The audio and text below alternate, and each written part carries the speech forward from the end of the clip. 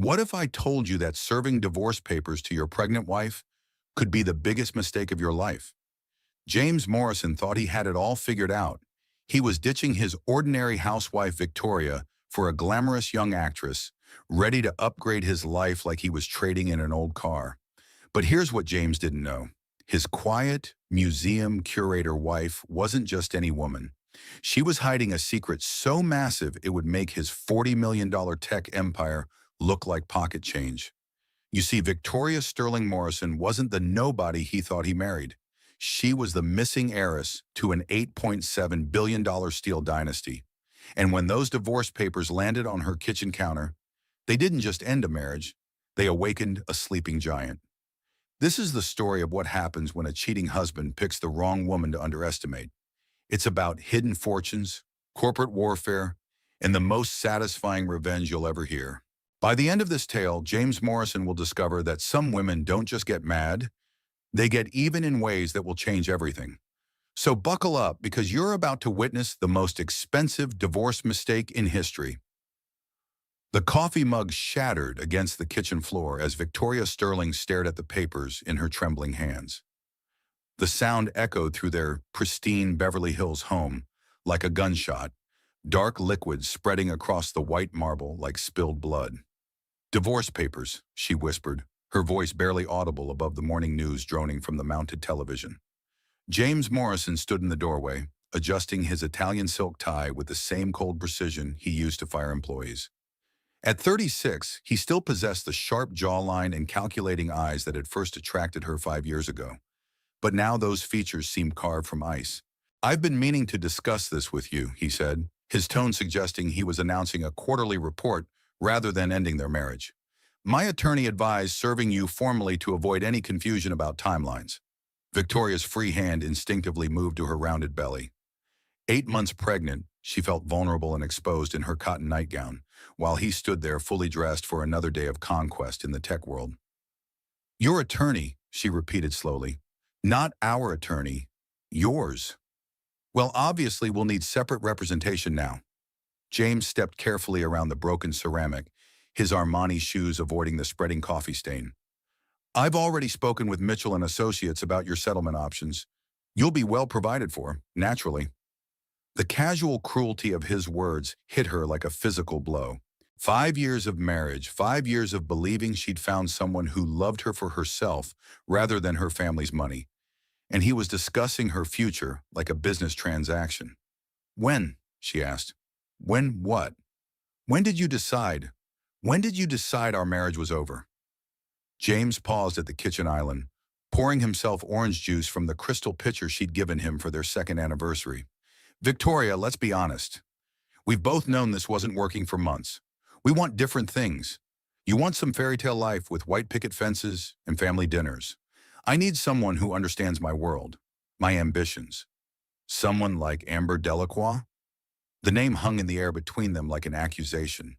James's jaw tightened almost imperceptibly, the only sign that her words had found their mark. "I don't know what you mean." "The receipts in your jacket pocket, the hotel charges on our credit card statement, the way you've been working late every night for the past 3 months.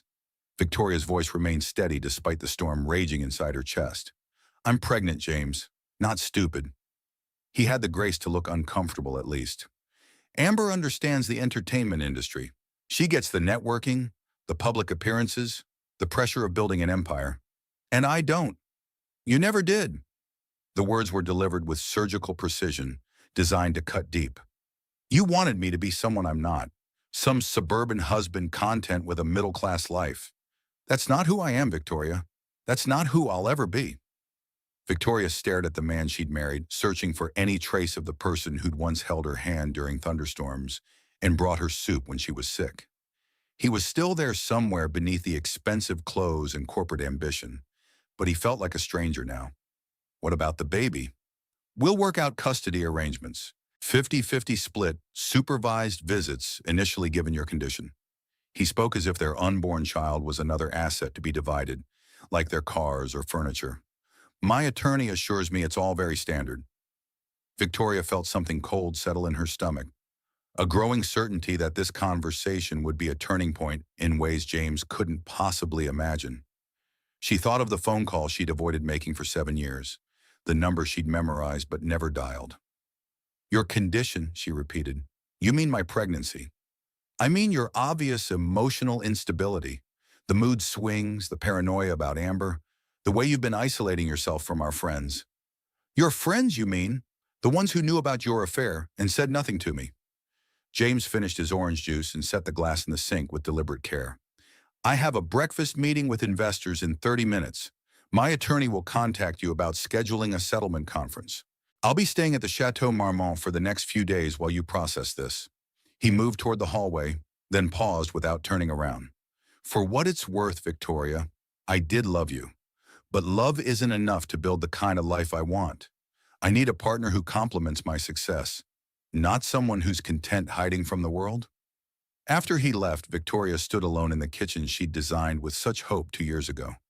The morning light streaming through the windows felt harsh and unforgiving, highlighting every flaw in their carefully constructed life. She walked to the bedroom they'd shared for 3 years, each step feeling like a goodbye.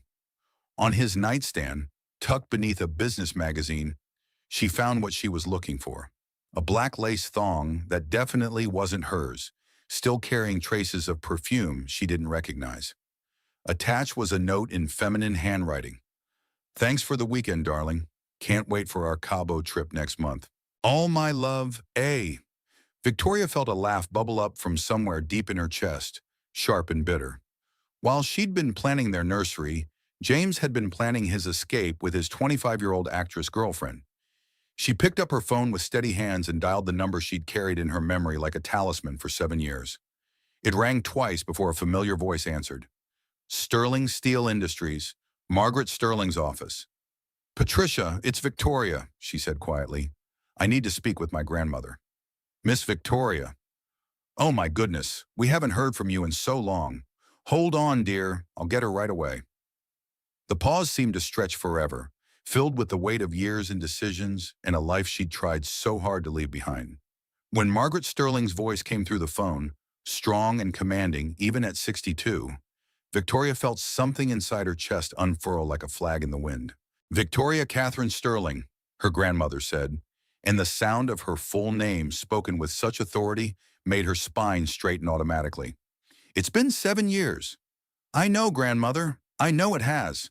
And now you're calling, which means something has happened. Victoria closed her eyes and felt her baby kick against her ribs, as if sensing the moment's importance. It's time, Margaret, she said simply. James Morrison has no idea he just declared war on the wrong family. The silence that followed was pregnant with possibility. I'll be on the next plane to Los Angeles, Margaret said finally. And Victoria? Yes? Welcome home, my dear. Welcome home. Amber Delacroix spun in front of her Beverly Hills apartment's floor-to-ceiling windows, her silk robe flowing around her like liquid gold. The morning sun caught the highlights in her carefully maintained blonde waves, and she felt beautiful and powerful and utterly victorious. At 25, she'd already learned that timing was everything in both Hollywood and love affairs. And today, finally, the timing was perfect. The divorce papers had been served. James had texted her from his car. It's done. Victoria knows. We can be together now. She picked up her phone and scrolled through the contacts until she found her agent's number. Richard, it's Amber. I have some news that's going to change everything. James Morrison is getting divorced. The tech millionaire? Amber, honey, this is perfect timing. I just got off the phone with Netflix about that romantic drama series.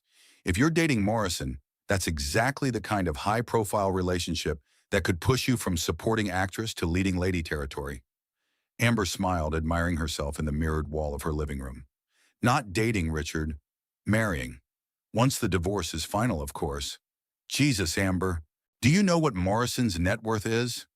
We're talking about serious money here. Tech IPOs, investment portfolios, real estate holdings across 3 states. You could fund your own production company. The thought sent a thrill through her. She'd grown up in a trailer park in Bakersfield, fighting for every opportunity, every audition, every chance to prove she was more than just another pretty face with Hollywood dreams. James Morrison represented the culmination of every calculation she'd made, every relationship she'd strategically navigated. I know exactly what he's worth, she said, and I know exactly what I bring to the table. Beauty, youth, industry connections, and enough ambition to match his own. Her doorbell rang, and she practically floated to answer it. James stood in the hallway holding a Louis Vuitton shopping bag and wearing the satisfied expression of a man who just closed a major deal. "Good morning, beautiful," he said, pulling her into his arms. "How does it feel to be dating a soon-to-be divorced man?" "It feels like destiny," Amber replied, meaning every word. Inside the bag, she found a diamond tennis bracelet that probably cost more than most people's cars. The stones caught the light like captured stars, and she fastened it around her wrist with reverent fingers. "James, it's gorgeous. But you didn't need to buy me anything. You're all I want." "I want everyone to know you're mine now," he said, settling onto her white leather sofa. "No more hiding, no more secret weekends. I want to take you to industry events, introduce you to my business partners, show you off the way you deserve." Amber curled up next to him, her head on his shoulder. "What about Victoria? How did she take it?" "Better than expected, honestly. Very calm, very composed. I think she saw it coming." James's fingers traced patterns on Amber's bare arm. "She'll be fine. Victoria's always been good at adapting to circumstances." "And the baby?" Something flickered across James's expression, too quickly for Amber to interpret. "We'll work out custody arrangements. Every other weekend, holidays, summer vacations when the child is older. Very standard divorce stuff." Amber nodded, though privately she wondered how standard anything could be when it involved a newborn baby. Still, she pushed the thought aside. Victoria Sterling Morrison had chosen to play the role of suburban wife and mother. Amber was choosing to be a power couple with one of Los Angeles' most successful entrepreneurs. "I want to do this right," she said carefully. "I don't want anyone thinking I'm just some homewrecker who stole someone's husband. Maybe we should wait a few months before going public. Let the dust settle from the divorce." James pulled back to look at her, his dark eyes serious. "Amber, I've waited 36 years to find someone who really understands my vision. I'm not waiting any longer. Life is short, and opportunities don't last forever." She felt a flutter of unease at his words, though she couldn't pinpoint why. "Of course, you're right. I just want to make sure we handle everything perfectly. Trust me, sweetheart. I've built a $40 million company from nothing. I know how to handle complicated situations." $40 million. The number still took Amber's breath away. In Bakersfield, $40 million was lottery ticket money, fantasy money, money that existed only in dreams and movies. But James talked about it like it was simply the natural result of intelligence and hard work. "Tell me about the settlement," she said, settling more comfortably against him. "Will Victoria fight for half your assets?" "She can try," James replied with confidence. "But I had an airtight prenup drafted by the best family law attorneys in California. Victoria signed it without even reading it thoroughly, if I remember correctly. She was so eager to marry me, so convinced that love would conquer all." Something about his tone made Amber look up at him sharply. There was a coldness there she'd never heard before, a dismissive cruelty that seemed at odds with the charming, attentive lover she knew. "You did love her, though, didn't you? At least in the beginning?" "I thought I did, but looking back, I think I was just attracted to her simplicity. She was so different from the women I usually dated, so uncomplicated and genuine. It was refreshing for a while. And now? Now I realize I need someone who can match my energy, someone who wants to build something extraordinary together." Victoria wanted to hide from the world, to pretend we were just ordinary people living ordinary lives. "But I'm not ordinary, Amber. Neither are you." She kissed him then, tasting ambition and possibility on his lips. Outside her windows, Los Angeles sprawled in all directions, a city of dreams and second chances and reinvention. She'd been born Amanda Kowalski in a town where the biggest excitement was the annual Corn Festival. But she'd remade herself into Amber Delacroix, actress and soon-to-be wife of a millionaire. "I love you," she whispered against his mouth. "I love you too," he replied, "and I'm going to give you everything you've ever wanted." Meanwhile, across town, Victoria Sterling sat in Dr. Patricia Williams's office, trying to focus on the steady rhythm of her baby's heartbeat, filling the room through the ultrasound speaker. "Everything looks perfect," Dr. Williams said, her kind face creased with concern. "But I'm worried about your stress levels, Victoria. Divorce proceedings can be incredibly difficult, especially this late in pregnancy." "I'll be fine, Dr. Williams. Actually, I think I'm going to be better than fine. I know this situation with your husband must be devastating, but you have a support system, right? Family who can help you through this?" Victoria smiled for the first time in days, her hand resting on her rounded belly. "Yes, Dr. Williams, I have family. More family than James Morrison could ever imagine." Dr. Williams printed out ultrasound photos, and Victoria tucked them carefully into her purse next to her phone. She had calls to make, plans to set in motion, a legacy to reclaim that she'd spent 7 years trying to forget. James Morrison thought he was divorcing a helpless pregnant woman with no resources and no options. But he was about to discover that Victoria Sterling had been hiding more than just her hurt feelings and morning sickness. She'd been hiding an empire. The Sterling family estate in Pittsburgh's Shadyside district had been built in 1892 by Victoria's great-great-grandfather, a Scottish immigrant who'd turned a single furnace into America's third-largest steel empire. The mansion's Gothic revival towers and limestone facade had witnessed 5 generations of Sterling triumphs and tragedies, but none quite like what was about to unfold. Margaret Sterling stood at the library's tall windows, watching the rain streak down glass that had been installed before the First World War. At 62, she retained the commanding presence that had made her the first woman to successfully run a major American steel company. Her silver hair was pulled back in an elegant chignon, and she wore a charcoal wool suit that probably cost more than most people's monthly salary.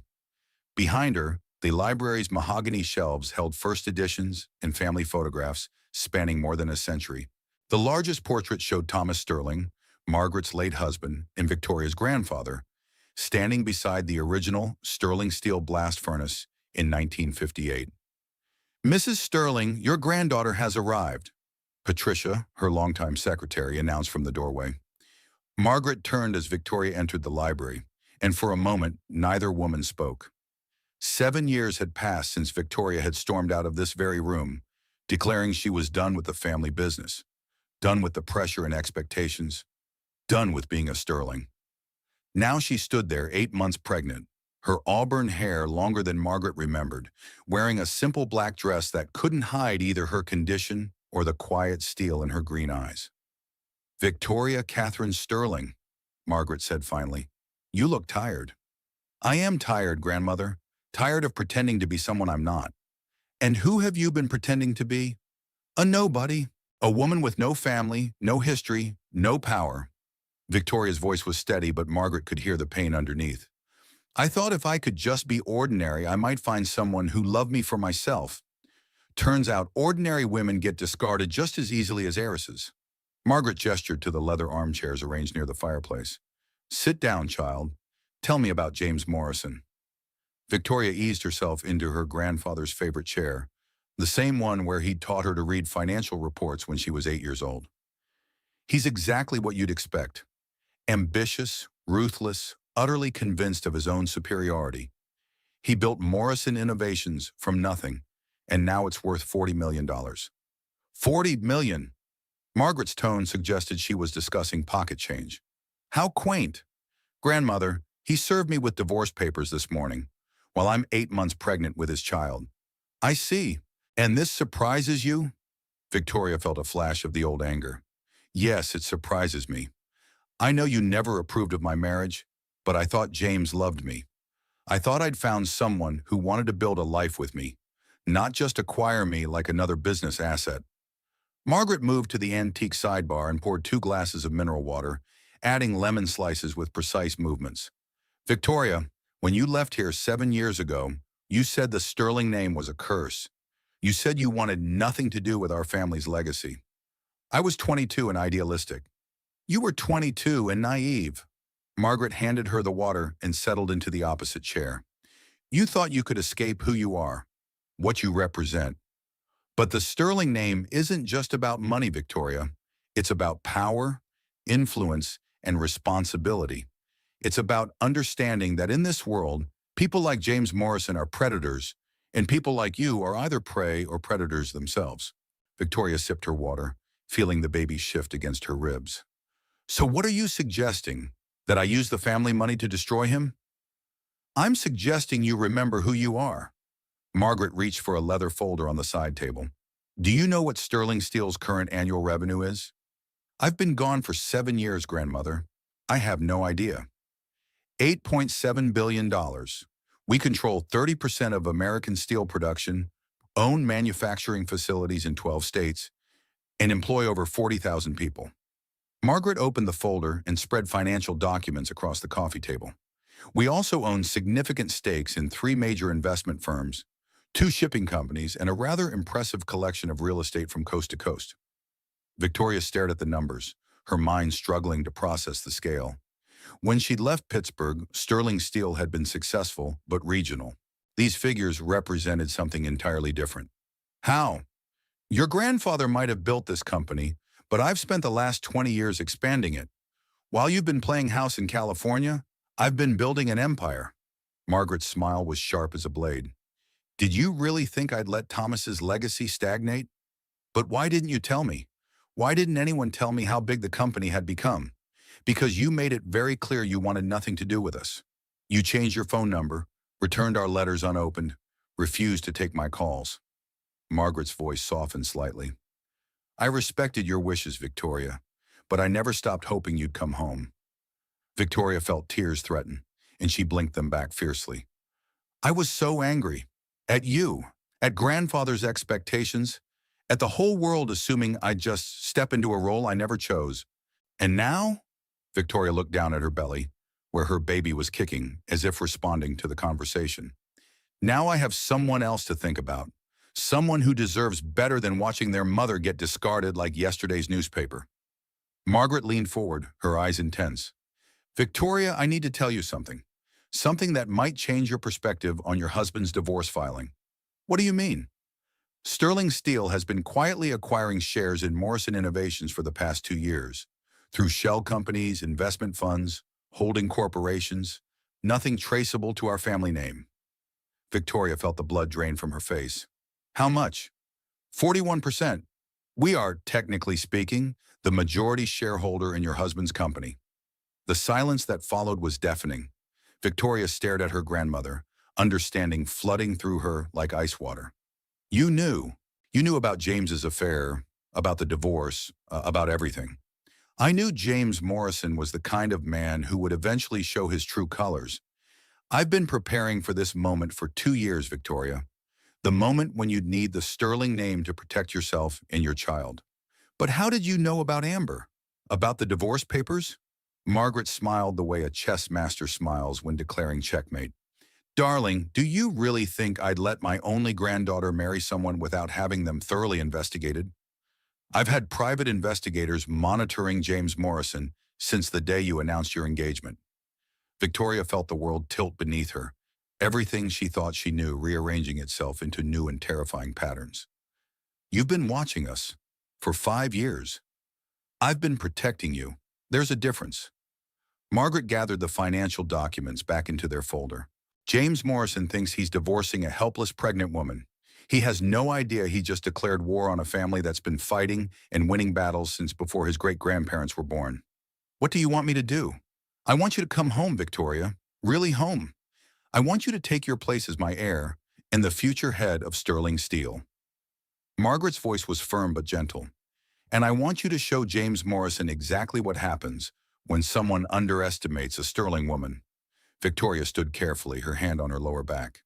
Through the library's tall windows, she could see the lights of Pittsburgh beginning to twinkle in the gathering dusk. This city had built empires and broken them, had forged the steel that built America's skyscrapers and bridges. I need to make some phone calls, she said finally. Of course. Patricia has prepared the rose suite for you, and Dr. Elizabeth Chen from Presbyterian Hospital will be here in the morning to check on you and the baby. Victoria paused at the library door. Grandmother, when you say James has no idea who he declared war on, what exactly do you mean? Margaret Sterling's smile was sharp enough to cut glass. I mean, my dear girl, that tomorrow morning, James Morrison is going to discover his wife isn't the nobody he thought he married. And by the time we're finished, he's going to wish he'd shown you the respect you deserved. As Victoria climbed the mansion's curved staircase to her childhood bedroom, she felt something she hadn't experienced in 7 years. The weight and power of her family name settling around her shoulders like armor. James Morrison had made the mistake of his life. He just didn't know it yet. Victoria returned to the Beverly Hills house she'd shared with James, knowing it would be for the last time. The morning sun slanted through windows she'd once thought of as home, but now the space felt like a stage set for someone else's life. James was in the master bedroom, methodically packing his Italian suits into leather suitcases. He'd always been precise in everything he did, and even his departure was executed with corporate efficiency. "You're back early," he said without looking up. "I thought you'd want to avoid this part. I needed to get a few things." Victoria moved to her dresser, pulling out items she'd need for her stay in Pittsburgh. "When will you be finished here?" "This afternoon. I'm taking most of my clothes and personal effects. Obviously, the house will need to be sold as part of the settlement, so you'll want to start thinking about where you'd like to live after the baby comes." The casual way he discussed dismantling their life together made Victoria's chest tighten, but she kept her voice steady. "I've already made arrangements." "Good. I'm glad you're being practical about this." James folded a shirt with the same care he used for everything, creasing the sleeves just so. "My attorney will be in touch about scheduling a settlement conference. I think you'll find I'm being very generous considering." "Considering what?" "Considering you brought nothing to this marriage except yourself." The words were delivered without malice, a simple statement of fact in James's mind. "I've built everything we have, Victoria. The house, the cars, the lifestyle. You've been along for the ride." Victoria felt something cold settle in her stomach, but she kept packing. "I see. I'm not trying to be cruel, but we both know the reality here. You have no income, no assets of your own, no family money to fall back on. That prenup you signed protects both of us from making unrealistic demands."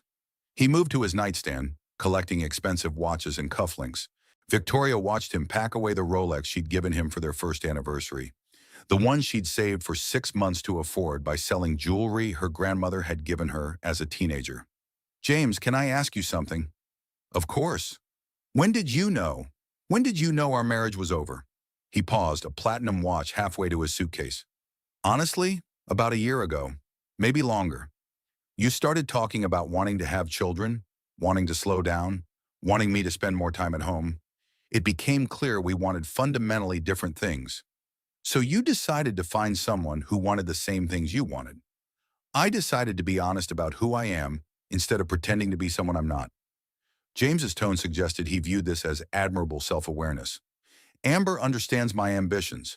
She wants to build something extraordinary together, not retreat into domestic mediocrity." The doorbell rang and Victoria heard familiar footsteps in the foyer. Rebecca Hayes appeared in the bedroom doorway, her expression stormy. "James Morrison, you are a piece of work," Rebecca announced without preamble. She was Victoria's age but carried herself with the confidence of someone who'd never doubted her worth. Dark-haired and fierce-eyed, she'd been Victoria's closest friend since college. "Rebecca, this is a private conversation," James replied coolly. "Not anymore, it isn't." Rebecca crossed her arms and fixed him with a stare that had withered corporate executives and Hollywood agents alike. "I just wanted to see for myself what a man looks like when he serves divorce papers to his 8 months pregnant wife. This situation is more complicated than you understand." "Oh, I understand perfectly. You found a younger woman who strokes your ego better, and you decided to trade up. The fact that your wife is about to give birth to your child is just an inconvenient detail."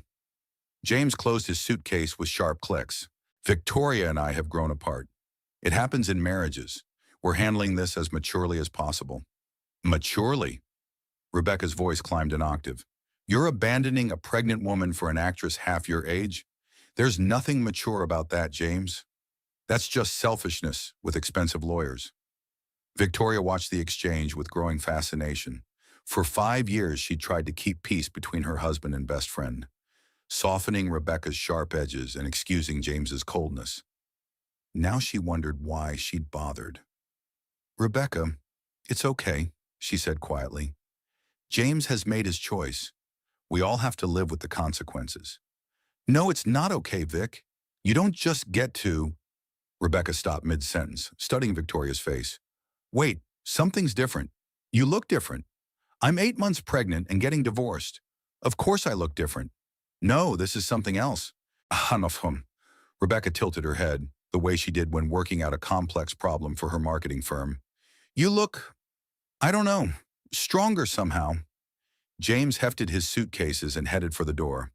I'll be at the Chateau Marmont if you need to reach me about anything urgent. Otherwise, all communication should go through my attorney. After he left, Rebecca helped Victoria pack maternity clothes and personal items into her own suitcase. Okay, spill. Where are you going, and why do you look like you just remembered something important? Victoria sat on the edge of the bed they'd shared for 3 years, her hands resting on her belly.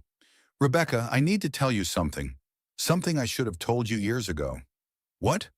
My name isn't really Victoria Sterling Morrison. It's Victoria Catherine Sterling. I don't understand the distinction. Victoria took a deep breath. Sterling Steel Industries. Have you heard of it? The steel company? Yeah, they're huge. They sponsor the Pittsburgh Symphony, have their name on half the buildings downtown. Rebecca's eyes widened. Wait, Sterling. Your maiden name is Sterling. My grandfather was Thomas Sterling. He built Sterling Steel from nothing, turned it into one of America's largest manufacturing companies. My grandmother Margaret has been running it since he died 15 years ago. Rebecca stared at her for a long moment. You're telling me you're rich? I'm telling you my family's rich. Extremely rich. $8.7 billion in annual revenue rich. Jesus Christ, Victoria. 8 billion? Rebecca sank into the bedroom's upholstered chair. And you never told me? In 10 years of friendship, you never mentioned that your family owns a Fortune 500 company? I ran away from all that when I was 22. I wanted to make my own way, find someone who loved me for myself, not for my family's money. So you lied to James about your background. I omitted the truth. I told him my family was in business, that we were estranged, that I didn't want to talk about it. He never pushed for details. Rebecca was quiet for several minutes, processing the revelation. Finally, she looked up with the expression Victoria couldn't read. He has no idea, does he? James has no idea who he's divorcing? None whatsoever. Holy shit, Vic! Holy shit! Rebecca started laughing, a sound caught between hysteria and pure joy. He thinks he's getting rid of some helpless housewife, and instead he's about to go to war with an industrial dynasty. Victoria smiled for the first time in days. Something like that. What are you going to do? I'm going home to Pittsburgh. I'm going to have my baby surrounded by family who actually want us both. And I'm going to show James Morrison exactly what happens when someone underestimates a sterling woman. Rebecca stood up abruptly. I'm coming with you. Rebecca, you can't just... The hell I can't. You're about to wage corporate warfare against your narcissistic ex-husband. And you think I'm missing that? I've waited 10 years to see someone put James Morrison in his place. Victoria felt tears threaten, but these were different from the tears she'd shed that morning. These were tears of gratitude and relief, and something that felt remarkably like hope. He married a nobody, she said softly, echoing her grandmother's words. But he's divorcing a sterling. As they finished packing, Victoria caught sight of herself in the bedroom mirror. Rebecca was right. Something had changed in her face. The uncertainty and self-doubt she'd carried for 7 years were gone, replaced by something sharper and more purposeful. James Morrison thought he'd discarded a liability. Instead, he'd awakened a dynasty. Sterling Steel Industries headquarters occupied 4 blocks of downtown Pittsburgh, a gleaming testament to American industrial might. The original 1920s structure had been expanded over the decades, but Margaret Sterling had insisted on preserving the Art Deco lobby with its soaring ceilings and murals depicting the heroic age of steel production. Victoria stood in that lobby for the first time in 7 years, feeling the weight of history and expectation settling around her shoulders. Employees hurried past, some doing double takes when they recognized her face from old company newsletters and family photographs that still hung in the executive corridors. Miss Sterling? A young woman in an impeccably tailored suit approached with obvious nervousness. I'm Jennifer Walsh, Mrs. Sterling's new assistant. She's waiting for you in the boardroom. The elevator ride to the 50th floor felt both eternal and instantaneous. Victoria's reflection stared back at her from the polished steel doors, and she hardly recognized herself. Gone was the uncertain young woman who'd fled Pittsburgh 7 years ago. In her place stood someone who looked capable of commanding respect and inspiring fear in equal measure. The executive boardroom hadn't changed since Victoria's childhood. The same massive mahogany table, the same leather chairs, the same oil paintings of sterling patriarchs watching over modern corporate battles. But now there were additions. Framed photographs of Margaret receiving industry awards, groundbreaking ceremonies for new facilities, handshake deals worth hundreds of millions of dollars. Margaret Sterling sat at the head of the table, reading glasses perched on her nose as she reviewed documents. David Harrison, the family attorney, occupied the chair to her right, surrounded by legal briefs and files that probably contained enough information to destroy or create fortunes. "Victoria," Margaret said without looking up. "Perfect timing." David was just explaining Morrison Innovations' current financial position. David Harrison had been the Sterling family attorney for 20 years, a soft-spoken man whose mild appearance disguised one of the sharpest legal minds in Pennsylvania. He'd guided the family through hostile takeover attempts, environmental lawsuits, and labor disputes with the same calm competence. "Victoria, congratulations on your marriage," he said with gentle irony, "though I suspect the congratulations might be premature." "What have you found, David?" He opened the folder in front of him. Morrison Innovations is impressive for a company James built from nothing, but it's also highly vulnerable. 70% of their revenue comes from 3 major contracts, all of which are up for renewal in the next 18 months. Their debt-to-equity ratio suggests they've been growing faster than their cash flow can support. And most interesting of all, James has been using company funds to finance his rather expensive lifestyle. Victoria felt a flutter of uncertainty. "Is that illegal?" "Not necessarily if it's properly documented as executive compensation or legitimate business expenses. But James has been creative in his bookkeeping. The private jet trips with Miss Delacroix were written off as business development. The jewelry purchases were classified as client gifts. The hotel suites were listed as temporary corporate housing." Margaret looked up from her documents. "In other words, your husband has been treating his company like a personal piggy bank, which makes our position considerably stronger." "I don't understand." David leaned forward. "Victoria, when you signed that prenup, you were presumably acting as Victoria Sterling, private citizen with modest assets. But Victoria Sterling, heiress to the Sterling Steel fortune, never consented to anything. The prenup is based on fraudulent representation of your financial position." The implications hit Victoria like a physical blow. "You mean the prenup isn't valid?" "More than that," Margaret said, setting down her reading glasses. "It means James entered into a marriage contract under false pretenses. He believed he was marrying someone with no significant assets or family connections. The prenup was designed to protect his wealth from a gold digger. Instead, he married someone whose family could buy his entire company with petty cash." Victoria sank into one of the leather chairs, her mind racing. "But I chose not to tell him about my background. Doesn't that make me equally responsible?" "Legally, no," David replied. "You're not required to disclose family wealth before marriage unless specifically asked. James never investigated your background thoroughly enough to discover your family connections. That's his oversight, not your deception. Besides which," Margaret added with satisfaction, "we've discovered some rather interesting details about James's relationship with Miss Delacroix. It appears their affair began shortly after your first anniversary, not 3 months ago as he claimed." Victoria felt something twist in her chest. "How do you know?" "Hotel records, credit card statements, text message logs. James has been remarkably careless about covering his tracks." Margaret's smile was sharp enough to cut. "I believe the appropriate legal term is adultery with financial dissipation of marital assets." David nodded. "In California, that significantly impacts divorce settlements. James used community property to fund his affair, which gives you grounds to seek reimbursement plus punitive damages." Victoria looked around the boardroom at the portraits of her ancestors who'd built an empire from nothing, who'd survived the Great Depression and 2 world wars and countless corporate battles. She thought about James's casual cruelty that morning, his assumption that she had no resources or options. What about Morrison Innovations? You said we own 41%? Through various shell companies and investment funds, yes. James has no idea his majority shareholder is his estranged wife's grandmother. Margaret gathered her documents. Which brings us to our next decision point, Victoria. What exactly do you want to accomplish here? I want my child to be provided for.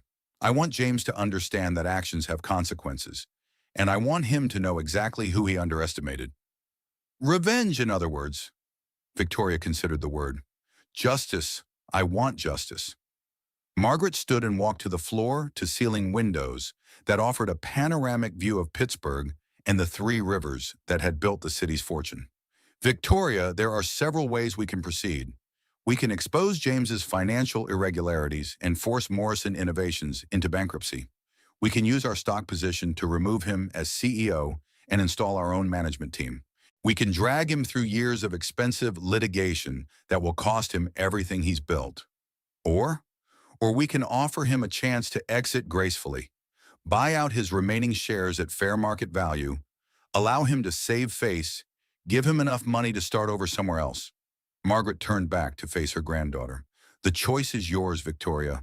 But remember, whatever we do will affect your child as well. James Morrison may be a faithless husband, but he is still your baby's father. Victoria felt her baby kick against her ribs, as if responding to the mention of its father. She thought about the life she'd planned, the suburban dream she'd been willing to sacrifice her family legacy to achieve. None of it had been real. James had never loved her the way she loved him, but she could make sure their child never suffered for their parents' mistakes. I want him to know, she said finally. I want James to understand exactly who he married and what he's lost. But I don't want to destroy him. I want him to choose his own fate. Margaret's smile suggested she'd expected exactly that answer. David, prepare an offer to purchase James Morrison's remaining shares in Morrison Innovations. Fair market value, no penalties, clean exit. And if he refuses, then we'll show Mr. Morrison what happens when someone declares war on a family that's been winning battles for over a century. As Victoria left Sterling Steel headquarters that afternoon, she felt a strange sense of completion. For 7 years, she'd tried to be someone she wasn't. Now finally, she was coming home to herself. James Morrison had wanted to divorce a nobody. Instead, he was about to negotiate with a dynasty. James Morrison stood in his corner office at Morrison Innovations, staring at the legal document that had just destroyed his carefully ordered world. The letterhead read Blackstone Pearson Associates, one of Pittsburgh's most prestigious corporate law firms, and the content was both impossible and terrifying. Marcus, read this again, he said to his business partner, who sat across from the mahogany desk looking equally stunned. Marcus Reed had been James's college roommate, best man at his wedding, and the only person who'd believed in Morrison Innovations when it was nothing but an idea sketched on a napkin. At 38, he possessed the steady temperament that balanced James's more volatile ambitions. It says Sterling Steel Industries is making an offer to purchase Morrison Innovations through a private acquisition. Marcus read slowly. All outstanding shares, including yours. Fair market value based on third-party assessment. Sterling Steel, James repeated. I've never heard of them. I have. Marcus set down the document and reached for his laptop. They're huge, James, like Fortune 500 huge. Steel production, manufacturing, industrial construction, based in Pittsburgh. Why would a steel company want to buy a tech firm? Diversification, market expansion. Who knows why billionaires do anything? Marcus pulled up Sterling Steel's website, and both men stared at the corporate overview. Jesus Christ, James. Look at these numbers. $8.7 billion in annual revenue. Facilities in 12 states. 40,000 employees. James felt something cold settle in his stomach. This has to be a mistake. Why would a company that size even know we exist? Because someone told them we exist. Marcus leaned back in his chair, his expression thoughtful. James, this isn't a random acquisition offer. This is targeted, specific, and perfectly timed with your divorce proceedings. Someone with serious money and serious connections wants to buy your company right now. The implications hit James like a physical blow. You think Victoria's behind this somehow? I think Victoria Sterling Morrison has a very interesting maiden name, and I think you might want to Google it before you make any assumptions about your wife's resources. James turned to his computer and typed Victoria Sterling into the search engine. The first result made his hands shake. Sterling steel heiress returns to Pittsburgh after 7-year absence. The accompanying photograph showed Victoria at a charity gala, wearing an elegant black gown, and standing next to an older woman identified as Margaret Sterling, CEO and chairman of Sterling Steel Industries. Victoria looked confident, poised, and completely different from the uncertain pregnant woman he'd served with divorce papers just 2 days ago. "She's the heir to Sterling Steel," he whispered. Marcus leaned over to read the article. "Holy shit, James. Holy shit. You married the granddaughter of Thomas Sterling, the guy who built one of America's largest industrial empires. And you served her with divorce papers while she was 8 months pregnant." James scrolled through more search results, finding articles about Victoria's grandfather, her grandmother's corporate achievements, the Sterling family's philanthropic activities. Every result painted a picture of wealth and power beyond anything he'd ever imagined. How did I not know? How did I not know any of this? Because she didn't tell you, obviously. Jesus, James, think about it. How much do you actually know about Victoria's background? Her family? Where she came from? James tried to remember conversations from their early relationship, but Victoria had always been vague about her family, claiming they were estranged and she didn't want to discuss it. He'd assumed it was typical family drama, nothing more serious than personality conflicts or political disagreements. She said her family was in business, that they didn't get along, that she wanted to make her own way, he said weakly. Her own way, right. She was worth billions of dollars and chose to work as a museum curator, making $40,000 a year. Marcus's voice was incredulous. James, she was hiding from her inheritance, and you never bothered to find out why. James's phone rang, and he saw his attorney's number on the display. "Mitchell, please tell me you have some good news." "James, we need to talk, immediately. My office, and bring whatever financial documents you have from Morrison Innovations." "What's wrong?" "What's wrong is that your wife just hired David Harrison to represent her in the divorce proceedings." "Who's David Harrison?" "Only the most expensive family law attorney in Pennsylvania. The man corporations call when they're facing existential threats." "James, David Harrison's retainer costs more than most people's annual salary." After hanging up, James stared at his computer screen, trying to process the magnitude of his miscalculation. He'd thought he was divorcing a powerless woman with no resources. Instead, he'd declared war on industrial royalty. "What are you going to do?" Marcus asked. "I don't know. Call Victoria, maybe. Try to explain that this was all a misunderstanding." Marcus gave him a look of profound pity. "James, you served your 8 months pregnant wife with divorce papers so you could marry a 25-year-old actress. I don't think there's any misunderstanding to clarify." James's assistant knocked and entered without waiting for permission, her face flushed with excitement. "Mr. Morrison? Channel 7 News is downstairs. They want to interview you about your wife." "My wife?" "Victoria Sterling. Apparently she made some kind of announcement today about returning to the family business. The reporters are calling it, 'The Prodigal Heiress Returns Home.' So they want to know about your marriage, the divorce, whether you'll be joining Sterling Steel Industries." James felt the world tilt beneath him. "Tell them no comment. Tell them we're not available for interviews." After his assistant left, Marcus shook his head slowly. "You know what the really crazy part is? If you'd just been a decent husband, you could have been part of one of America's wealthiest families. Instead, you threw it all away for an actress who's probably already planning her exit strategy." James thought about Amber, about her excitement over his $40 million company, about her dreams of becoming a power couple in Los Angeles. $40 million had seemed like an impressive fortune when he was comparing himself to other tech entrepreneurs. Compared to $8.7 billion, it was lunch money. His phone buzzed with a text message from an unknown number. "James, we should talk. This doesn't have to be a war." "Victoria." He stared at the message, remembering the woman he'd married 5 years ago. Quiet, thoughtful Victoria who'd preferred staying home to attending industry parties. Victoria, who'd been content with their modest lifestyle, who'd never demanded expensive jewelry or luxury vacations. Victoria, who could have bought and sold his entire company without affecting her family's daily cash flow. Marcus, I think I made the biggest mistake of my life. Yeah, James, I think you did too. Outside Morrison Innovations windows, Los Angeles sprawled in all directions, a city built on dreams and ambition and the constant pursuit of more. James had spent 15 years building his company, sacrificing relationships and personal happiness for the pursuit of success.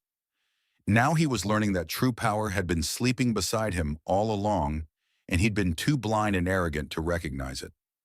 His phone rang again. This time it was Amber. James, darling, I just saw the news. Is it true? Is Victoria really a billionaire heiress? He looked at the acquisition offer on his desk, at the Google search results still glowing on his computer screen, at the future he'd destroyed with his own hands. Yes, Amber, it's true. The silence on the other end of the line told him everything he needed to know about the woman he'd chosen over his wife. The Sterling Steel executive boardroom had hosted presidents and prime ministers, labor leaders and foreign dignitaries, but Victoria doubted it had ever contained the particular combination of tension, regret, and barely suppressed fury that filled the space now. James Morrison sat across the polished mahogany table from her, flanked by his attorney and looking like a man who'd just discovered he'd been sleepwalking toward a cliff. He'd lost weight in the 3 days since their last conversation, and his expensive suit couldn't hide the exhaustion in his eyes. Victoria occupied the chair that had once belonged to her grandfather, with Margaret Sterling to her right and David Harrison to her left. Behind them, oil paintings of 5 generations of Sterling patriarchs seemed to watch the proceedings with ancient judgment. Victoria, James said quietly, his voice lacking its usual confidence. You look well. Thank you. Her tone was polite but distant, the voice she might use with a business acquaintance. I understand you received our acquisition offer. Yes, I did. James glanced around the boardroom, taking in the obvious displays of wealth and power. I have to admit, this isn't what I expected when you said we needed to talk. Margaret Sterling spoke for the first time since the introductions. Mr. Morrison, what exactly did you expect? I expected to meet with Victoria in a coffee shop or a lawyer's office. I expected to discuss custody arrangements and asset division. He looked directly at Victoria. I didn't expect to discover that my wife is the heir to one of America's largest industrial fortunes. Your estranged wife, Victoria corrected gently. And I'm not the heir, James. I'm the heiress. There's a difference. David Harrison opened the file in front of him. Mr. Morrison, we're prepared to make you a very generous offer. Sterling Steel will purchase your remaining 59% stake in Morrison Innovations at fair market value, based on independent third-party assessment. You'll walk away with enough money to start over anywhere you choose. James's attorney, a nervous man named Mitchell who clearly regretted taking this case, leaned forward. And if Mr. Morrison declines your offer, then Sterling Steel will exercise its rights as the majority shareholder and restructure Morrison Innovations according to our strategic vision, Margaret replied smoothly, which may or may not include Mr. Morrison in a leadership capacity. The threat was delivered with such elegant politeness that it took James a moment to fully understand what he'd heard. You're saying you'll fire me from my own company. We're saying we'll fire you from our company, Victoria said. James, Morrison Innovations hasn't been your company for 2 years. Not since my family began acquiring shares through various investment vehicles. Why? The word came out raw, stripped of pretense. Why did you lie to me for 5 years? Why did you hide who you really are? Victoria was quiet for a long moment, her hand resting on her rounded belly where their child moved restlessly. Because I wanted to be loved for myself, not for my family's money. Because I'd spent 22 years watching people change when they learned my last name. Because I wanted to believe that somewhere in the world was a man who could love plain Victoria Sterling. Not heiress Victoria Sterling.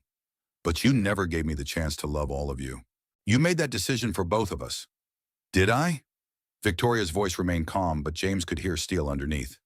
Tell me, James, if you'd known about my family's wealth when we first met, what would have changed? Nothing. Everything would have been exactly the same. Really? You wouldn't have been more attentive, more romantic, more eager to please? Victoria leaned forward slightly. You wouldn't have seen dollar signs instead of the woman you claim to have loved. James opened his mouth to protest, then closed it. The truth was uncomfortable but undeniable. Knowing about Victoria's inheritance would have changed everything about their relationship. His pursuit would have been more aggressive, his commitment more strategic, his entire approach calculated around access to her family's resources. You see, Margaret said with satisfaction, my granddaughter understands human nature better than you gave her credit for. But lying to me for 5 years. I never lied, Victoria interrupted. I told you my family was in business. I told you we were estranged. I told you I didn't want to discuss it. Everything I said was true. David Harrison spread documents across the table. Mr. Morrison, we've also discovered some interesting details about your financial management of Morrison Innovations. Company funds used for personal expenses, creative bookkeeping around executive compensation, and what appears to be systematic conversion of business assets to support your lifestyle. James felt his face flush. Those were legitimate business expenses. Private jet trips with Miss Delacroix were business expenses. Jewelry purchases were business expenses. Hotel suites for your extramarital affairs were business expenses. David's voice never rose, but each question landed like a physical blow. I can explain. I'm sure you can, Margaret said. The question is whether those explanations will satisfy the Internal Revenue Service, the Securities and Exchange Commission, and the various other regulatory bodies that might be interested in your bookkeeping practices. The silence that followed was deafening. James looked around the boardroom, at the portraits of men who'd built empires through intelligence and ruthlessness, at the woman he'd married and underestimated, at the future he'd destroyed through his own arrogance and infidelity. Victoria, I need to ask you something, he said quietly. Did you know? When you married me, did you know your family would eventually buy my company? Victoria met his gaze steadily. No, James. My grandmother made those investments without my knowledge, as protection for me and any children I might have. I had no idea Sterling Steel owned part of Morrison Innovations until 3 days ago. But you called her. After I served you with divorce papers, you called your family for help. Yes, I did. After 5 years of trying to be the woman you wanted, after 5 years of making myself smaller and quieter and more accommodating, I finally remembered who I really am. Victoria's voice grew stronger. I called my grandmother because you made it clear that you viewed our marriage as a business transaction. So I decided to treat it like one. James looked at the acquisition documents, at the numbers that represented 15 years of his life's work. The offer was fair, even generous, but accepting it meant acknowledging that everything he'd built could be bought and sold by people who operated on a completely different level of wealth and power. What happens to Morrison Innovations if I accept your offer? It becomes a subsidiary of Sterling Steel Industries, Margaret replied. We'll maintain the Morrison name and the existing employee structure. Your company will continue to operate exactly as it does now, with better financing and expanded market access. And if I refuse, then you'll discover what happens when someone with $40 million tries to fight someone with $8 billion. Margaret's smile was sharp enough to cut. James, you've been playing checkers while we've been playing chess. You can either accept our generosity or learn exactly how outmatched you are. James's attorney whispered something urgent in his ear, and James nodded slowly. I need time to consider your offer. Of course, Victoria said. Take all the time you need. But James. Yes? Our baby is due in 3 weeks. I'd prefer to have this settled before then, so I can focus on more important things than cleaning up the mess you've made of our lives. As James and his attorney gathered their papers and prepared to leave, Victoria felt a strange sense of completion. For 5 years, she'd tried to be the woman James wanted. Now, finally, he was seeing the woman she'd always been underneath. Victoria, he said from the doorway. For what it's worth, I'm sorry. I'm sorry I didn't see you clearly, and I'm sorry I threw away something that could have been extraordinary. Victoria nodded acknowledgement but didn't respond. Some apologies came too late to matter, and some mistakes were too fundamental to forgive. After James left, Margaret turned to her granddaughter with obvious pride. Well played, my dear. Very well played indeed. Victoria looked out the boardroom windows at Pittsburgh's skyline, at the city that had forged her family's fortune. Grandmother, do you think I'm being too hard on him? My dear girl, you're being exactly hard enough. James Morrison made his choices, and now he's living with the consequences. Margaret gathered her papers with brisk efficiency. The question is, what will you do with your freedom? Victoria smiled, feeling her baby move against her ribs as if eager to join the conversation.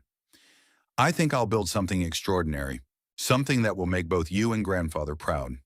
You already have, Margaret replied. You already have. Amber Delacroix sat in her Beverly Hills apartment, staring at her laptop screen with growing horror. The Google search results for Victoria Sterling seemed to multiply every time she refreshed the page, each new article more devastating than the last. Steel heiress returns to Pittsburgh after 7-year estrangement. Victoria Sterling assumes executive role at family's industrial empire. The prodigal daughter, how a museum curator became a billionaire overnight. Her phone had been ringing constantly for 2 hours, but she'd stopped answering after the third call from Entertainment Weekly, wanting to discuss her relationship with the husband of the Sterling Steel heiress. The terms of her suddenly transformed situation were becoming horrifyingly clear. She'd positioned herself as the other woman in a scandal involving one of America's wealthiest families. James arrived at 6:30, looking haggard and 20 years older than his 36 years. His usually perfect hair was disheveled, his tie loosened, his expression that of a man who'd been hit repeatedly with unexpected truths. You look terrible, Amber said, pouring herself a large glass of wine despite the early hour. I feel terrible. James collapsed onto her white leather sofa, the same one where they'd celebrated Victoria's ignorance just 3 days ago. Amber, we need to talk. About the fact that your wife could buy and sell both of us without affecting her daily cash flow? Yes, James, I think we do need to talk. He looked up sharply. How much do you know? I know that Victoria Sterling is the granddaughter of Thomas Sterling, the man who built Sterling Steel Industries into an $8 billion empire. I know that her grandmother Margaret is one of the most powerful women in American industry. I know that your wife has been living like a middle-class housewife while sitting on a fortune that makes your tech company look like a lemonade stand. James winced at her blunt assessment. It's more complicated than that. Is it? Amber set down her wineglass with deliberate care. Because from where I'm sitting, it looks pretty simple. You left a billionaire heiress for an actress with a net worth of maybe $50,000. Even I can do that math, James. Amber, listen to me. Victoria lied about her background for our entire marriage. She never told me about her family's wealth. How was I supposed to know? Did you ask? What? Did you ever ask Victoria about her family's financial situation? Did you ever wonder why a woman with a master's degree from an Ivy League university was content to work as a museum curator for $40,000 a year? Amber's voice was climbing toward hysteria. Did you ever think it was strange that she never seemed worried about money, never asked you for expensive gifts, never seemed impressed by your wealth? James was quiet for a long moment. No, I thought she was just different, more genuine than other women I'd dated. More genuine, right. Amber began pacing her living room, her silk dress flowing around her like liquid gold. James, do you have any idea what this means for my career? For my reputation? What do you mean? I mean I'm now famous as the woman who broke up the marriage of one of America's wealthiest heiresses. I'm the gold digger who stole a pregnant billionaire's husband. She laughed bitterly. Do you know what Hollywood does to women who get labeled as homewreckers? Especially homewreckers who target pregnant women? James looked genuinely confused. But you're beautiful, talented, ambitious. This doesn't change any of that. James, you sweet, deluded man, this changes everything. Amber stopped pacing and fixed him with a stare.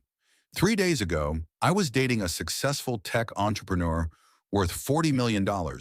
It was a good story, a romantic narrative about two ambitious people building something together. Now I'm the actress who destroyed a fairy tale marriage for money that turned out to be pocket change compared to what the wife had. The implications of her words seemed to hit James like cold water. So what are you saying? I'm saying that continuing this relationship would be career suicide for me, and probably financial suicide for you. Amber's phone rang, and she glanced at the caller ID. It's my agent, third time in the last hour. She answered on the fourth ring. Richard, I know what you're going to say. Amber, honey, we need to do damage control immediately. The tabloids are calling you the woman who came between America's industrial royalty. This is not the kind of publicity that leads to starring roles. I understand. Do you? Because I've already had 3 casting directors call to ask if you're available for other woman roles. Supporting parts, Amber. Mistress number 2, secretary who seduces the boss. Revenge girlfriend. That's what this scandal is doing to your brand. After hanging up, Amber looked at James with something approaching pity. My agent wants me to issue a statement distancing myself from you and expressing regret for any pain caused to Victoria and her unborn child. You can't be serious. I'm completely serious. James, I came to Los Angeles with nothing but ambition and a Greyhound bus ticket. I've spent 7 years building a career, making connections, positioning myself for bigger opportunities. I won't let your midlife crisis destroy everything I've worked for. James stood up abruptly, his face flushed with anger and humiliation. So that's it? You're just abandoning me? I'm protecting myself, the same way you were protecting yourself when you served divorce papers to your pregnant wife. Amber's voice was calm now, businesslike. James, you made a calculation that Victoria was worth less than your freedom. I'm making a calculation that you're worth less than my career.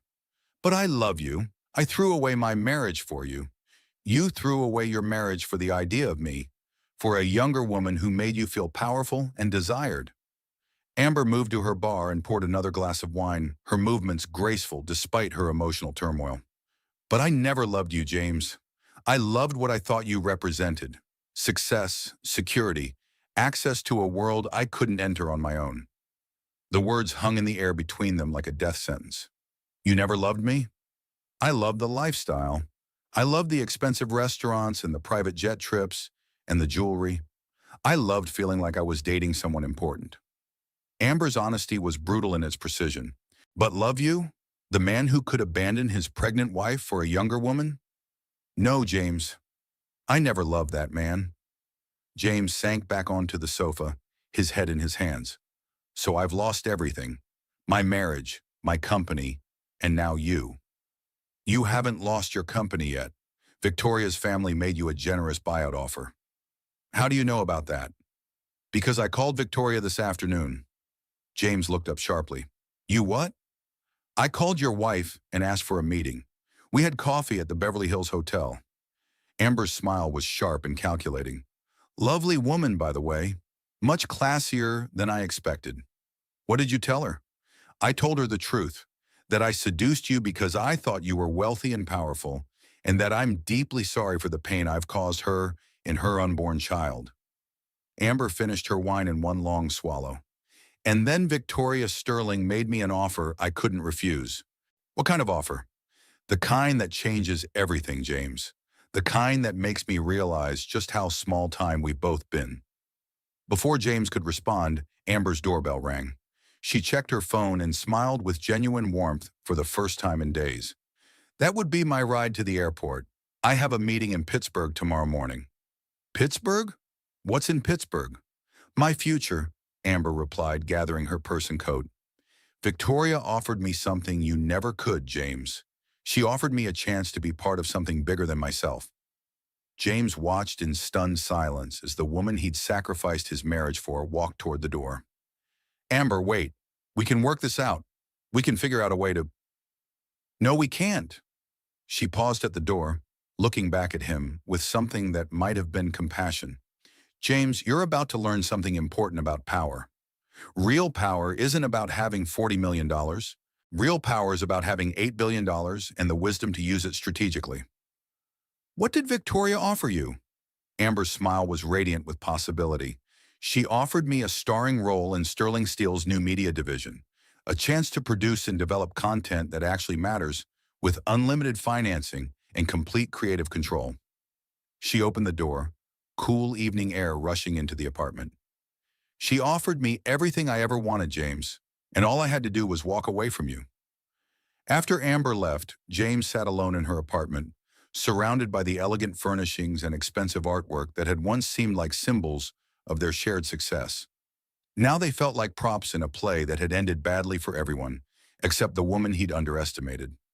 His phone buzzed with a text message from Victoria. The offer stands until Friday, James. After that, we proceed with the alternative approach. Choose wisely. James looked around the empty apartment, at the life he'd thought he wanted, at the future that was dissolving like sugar in rain. In 3 days, he'd lost his wife, his unborn child, his company's independence, and the woman he'd sacrificed everything to possess. Victoria Sterling had been right about one thing. Actions had consequences. He was finally learning what his consequences looked like. The conference room at Mitchell, Stevens and Associates felt claustrophobic compared to the Sterling Steel boardroom, but it was neutral territory for what James Morrison's attorney hoped would be final negotiations. James sat across from Victoria, noting how different she looked from the uncertain woman he'd served with divorce papers just 1 week ago. Victoria wore a navy suit that probably cost more than most cars, her auburn hair pulled back in an elegant chignon that emphasized her strong jaw and intelligent green eyes.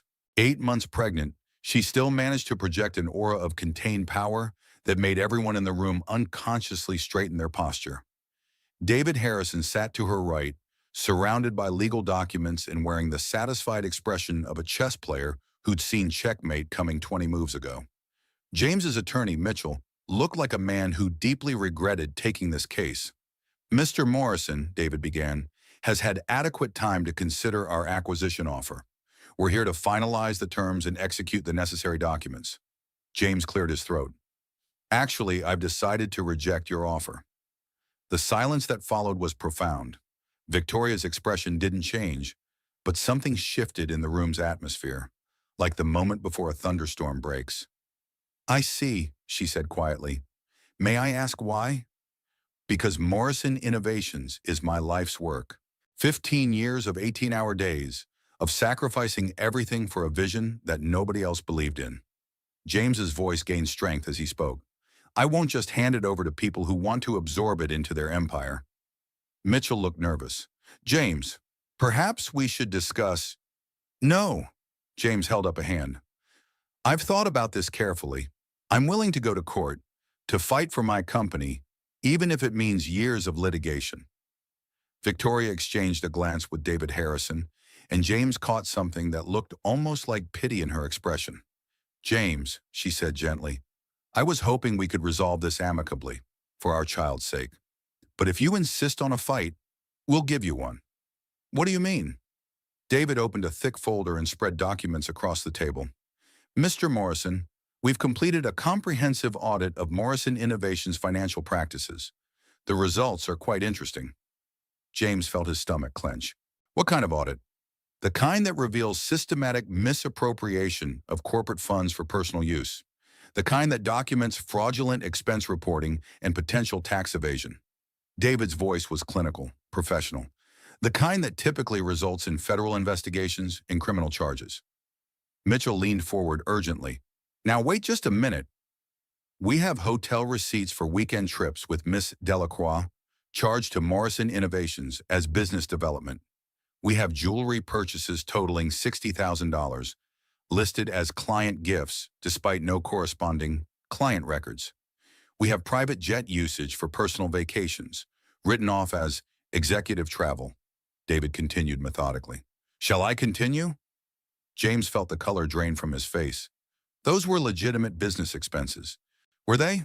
Can you provide documentation showing how your romantic weekend in Cabo Del Lucas with Miss Delacroix benefited Morrison Innovations? Can you explain why client gifts of expensive jewelry were never given to actual clients? The room fell silent except for the sound of James's increasingly rapid breathing. But that's not all, Victoria said softly. James, we also know about the falsified earnings reports you submitted to potential investors, the inflated user numbers you provided to venture capital firms, the contracts you claim to have secured that don't actually exist. James's world began to spin. How could you possibly know? Because we've been monitoring your company for 2 years, remember? We know everything, James, Every lie, every deception, every corner you've cut to make Morrison Innovations appear more successful than it actually is.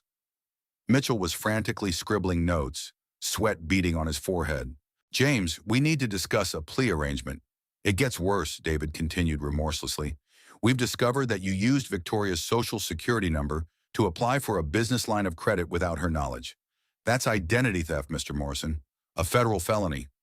James felt something break inside his chest. Victoria, please. We can work this out. I know I made mistakes, but... Mistakes? For the first time, Victoria's composure cracked, revealing the pain and fury underneath. James, you didn't make mistakes. You made calculated decisions to defraud investors, evade taxes, and steal from your own company. All while serving me with divorce papers and planning to marry your mistress. I never meant for any of this. Yes, you did. Victoria's voice was steel wrapped in silk. You meant all of it, James. You meant to discard me when I became inconvenient. You meant to use company funds to support your affair. You meant to lie to investors and creditors and anyone else who stood between you and what you wanted. James looked around the conference room at the faces staring back at him with various degrees of contempt and professional disappointment. He thought about Amber, flying to Pittsburgh to start her new life funded by sterling steel money. He thought about the reporters who'd been calling, wanting statements about his relationship with America's industrial royalty. He thought about the federal investigations that David Harrison had just casually mentioned. What do you want from me? He asked quietly. We want you to accept reality, Victoria replied. Sign over your shares in Morrison Innovations. Accept our buyout offer. Walk away with enough money to start over somewhere else, preferably far from here. And if I don't, David Harrison smiled with predatory satisfaction. Then we turn our evidence over to the FBI, the IRS, and the Securities and Exchange Commission. You'll spend the next decade fighting criminal charges while your assets are frozen and your reputation is destroyed. Your choice, Mr. Morrison. James felt something collapse inside him, the final surrender of a man who'd overplayed his hand against opponents he'd never understood. How long do I have to decide? Victoria glanced at her watch, a simple Cartier that probably cost more than his car. My water broke 20 minutes ago, James. My contractions are about 5 minutes apart, so you have exactly as long as it takes for my driver to get me to Presbyterian Hospital. The room exploded into motion. Mitchell jumped up, papers scattering. David began efficiently packing documents. Victoria remained seated, her breathing controlled but obviously labored. You're in labor? James asked stupidly. Right now. Right now, which means our son is about to be born into whatever world his father creates in the next few minutes. Victoria accepted David's help standing, her movements careful but determined. Choose wisely, James. This is the last decision you'll make that affects both of us. James stared at the woman he'd married 5 years ago, the woman he'd thought he knew completely, the woman who was about to give birth to his child while dismantling his life with surgical precision. Victoria, sign the papers, James. Her voice was gentle now, almost kind. Sign them and walk away. Start over somewhere else. Be the man our son can be proud of, even if you couldn't be the husband I deserved. Another contraction hit, and Victoria gripped David's arm, her breathing becoming shallow and focused. When it passed, she looked at James with something that might have been forgiveness. I loved you, she said simply. I loved you enough to give up everything I was born to be. I loved you enough to hide from my own family for 7 years. I loved you enough to believe that our marriage was worth more than money or power or social position. Victoria, but you didn't love me enough to be faithful. You didn't love me enough to honor your promises. You didn't love me enough to treat me with basic human decency when you decided our marriage was over. She straightened, her voice growing stronger despite the obvious pain. So now you get to live with the consequences of that choice. James picked up the pen Mitchell offered him, his hand trembling. The acquisition documents lay spread across the table, representing 15 years of his life and every dream he'd ever had about building something lasting. If I sign this, what happens to me? You become a wealthy man with no criminal record and a chance to start over, David replied. If you don't sign it, you become a federal defendant with frozen assets and a very uncertain future. James thought about the federal investigations, about prison sentences and financial ruin, about trying to explain to his unborn son why Daddy was in jail. He thought about Amber in Pittsburgh, probably already meeting with Victoria's media division executives, already moving on to bigger and better opportunities. He signed his name with shaking hands. Victoria smiled, the expression transforming her face completely. Thank you, James. Truly, you've just made the best decision you've made in months. Will I, will I be able to see him? Our son? Of course. You're his father, and despite everything, I want him to know you. Victoria's smile faded slightly. But James, you'll know him as the son of Victoria Sterling, heiress to the Sterling Steel fortune, not as the son of the woman you thought you married. As David helped Victoria toward the door, she paused and looked back at James one last time. Oh, and James, when you tell people about this someday, about how your marriage ended, remember to tell them the whole truth. Tell them you divorced a billionaire heiress because you thought she wasn't worth your time. The door closed behind them with a soft click, leaving James alone with Mitchell in the devastating realization that he'd just signed away everything he'd built for a woman who'd never loved him, while losing a woman who'd loved him enough to hide her true self for 5 years. Outside the conference room windows, Los Angeles sparkled in the afternoon sun, a city of dreams and second chances and reinvention. James Morrison had come to that city 15 years ago with nothing but ambition and a business plan sketched on a napkin. Now he was leaving it with a certified check for $38 million and the knowledge that he'd destroyed the most extraordinary thing that had ever happened to him. Some lessons, he thought, cost more than others, and some mistakes couldn't be undone, no matter how much money you had. Thomas James Sterling entered the world at 11:47 p.m. on a Thursday in September, weighing 7 pounds and 3 ounces, with his mother's green eyes and his father's determined chin. He announced his arrival with a lusty cry that seemed to echo through the private wing of Presbyterian Hospital, as if proclaiming his place in the world from his very first breath. Victoria held her son in the quiet hours before dawn, marveling at his perfect fingers and the way he seemed to study her face with ancient wisdom. Margaret Sterling sat in the bedside chair, her usually composed expression softened by wonder at her first great-grandchild. "He's beautiful, Victoria," Margaret said softly. "Absolutely perfect." "He looks like grandfather," Victoria murmured, tracing her son's tiny features. "The same strong jaw, the same stubborn expression. The same fighting spirit, I suspect." Margaret reached over to stroke the baby's downy hair. "Thomas James Sterling, your grandfather would have been so proud." Rebecca Hayes dozed in the corner chair, having refused to leave despite visiting hour restrictions. She'd been Victoria's labor coach, holding her hand through contractions and offering encouragement through the long night. Even in sleep, she wore a satisfied smile that spoke of battles won and justice served. A soft knock interrupted the peaceful moment. David Harrison entered carrying coffee and wearing the rumpled look of a man who'd spent the night handling legal details. "How are we feeling?" he asked quietly. "Triumphant," Victoria replied, smiling down at her son. "How did James take the final paperwork?" "Better than expected. He signed everything without argument, including the custody agreement and the non-disclosure provisions." David settled into another chair, his voice carefully neutral. He asked if he could visit today to meet his son. Victoria was quiet for a moment, considering. "What do you think, grandmother?" Margaret's expression was unreadable. "I think that decision belongs to you, my dear. You've earned the right to set whatever boundaries feel appropriate." "Yes," Victoria said finally. "He can visit. He's Thomas's father, regardless of what happened between us. But David..." "Yes?" "Make sure he understands the terms. He's visiting the son of Victoria Sterling, heiress to Sterling Steel Industries, not the son of the woman he thought he married." David nodded. "I'll make that very clear."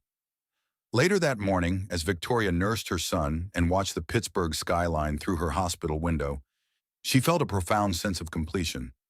The city where her family had built their fortune stretched out below her, a testament to 5 generations of sterling determination and vision.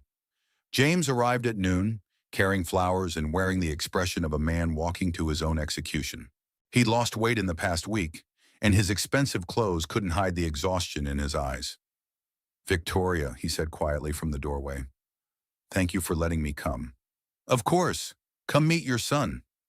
James approached the bed carefully, as if afraid his presence might somehow contaminate the scene. When Victoria placed Thomas in his arms, James's composure cracked completely. He's incredible, he whispered, tears streaming down his face. Absolutely incredible.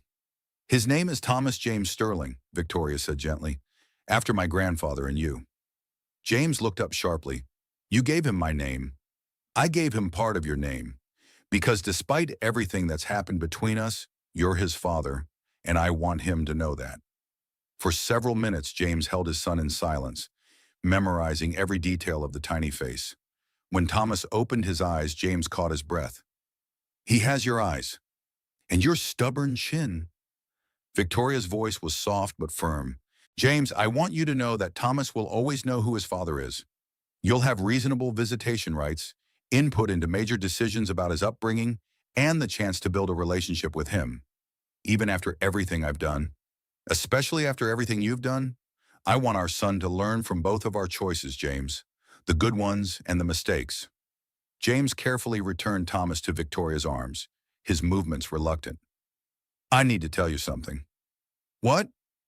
I know I don't deserve forgiveness. I know I threw away something extraordinary because I was too blind and selfish to see what I had. James's voice was barely above a whisper. But I want you to know that I'm sorry, deeply, profoundly sorry, for every hurt I caused you. Victoria studied his face, seeing genuine remorse there for the first time. I know you are, James, and I forgive you. How can you forgive me? How can you be so generous when I was so cruel? Because holding on to anger would only hurt our son, and he deserves better from both of us. Victoria adjusted Thomas in her arms, her movements instinctively protective. Besides, you've given me something I never expected. What? You've given me my life back, my real life, my family, my purpose. Victoria smiled, the expression radiant with new understanding. If you hadn't served me with those divorce papers, I might never have found the courage to come home to who I really am. James was quiet for a long moment. What will you do now? I'm going to raise our son. I'm going to learn how to run Sterling Steel Industries from the most formidable businesswoman in America. And I'm going to build something extraordinary for the next generation. And personally, Victoria glanced toward the door, where David Harrison was waiting patiently in the hallway. I think I might have some interesting possibilities to explore. James followed her gaze and nodded slowly. He's a good man. He's been in love with you for years, hasn't he? David has been my friend and protector for a very long time. What happens between us now remains to be seen.